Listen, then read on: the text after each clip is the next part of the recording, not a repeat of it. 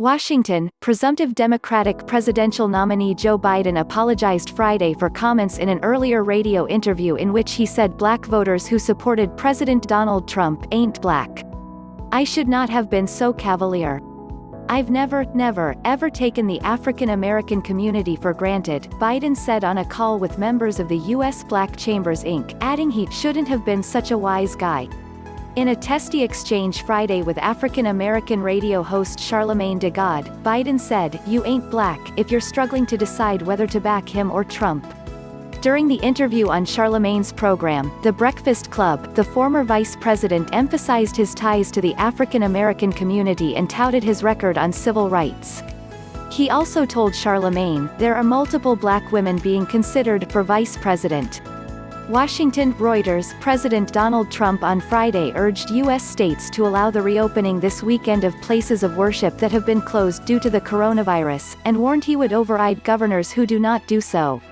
At a short appearance in the White House briefing room, Trump said he was declaring that places of worship, churches, synagogues and mosques, are providing essential services and thus should be opened as soon as possible. Places of worship have been closed as part of stay-at-home orders most states have used to try to control the spread of the coronavirus. With the infection rate declining in many areas, there is pressure to begin reopening. Trump issued a warning to state governors who refuse his appeal but did not say under what authority he would act to force the reopening of religious facilities.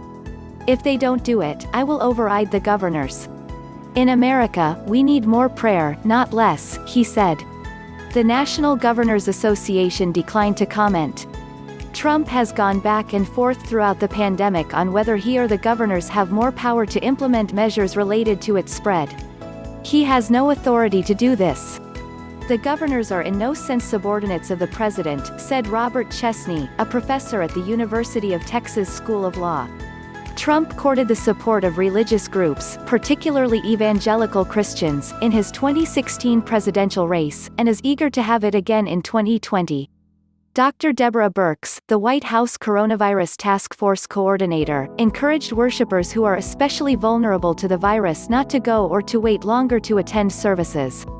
New guidelines from the Centers for Disease Control and Prevention encourage worshipers to bow or wave instead of shaking hands, hugging or kissing.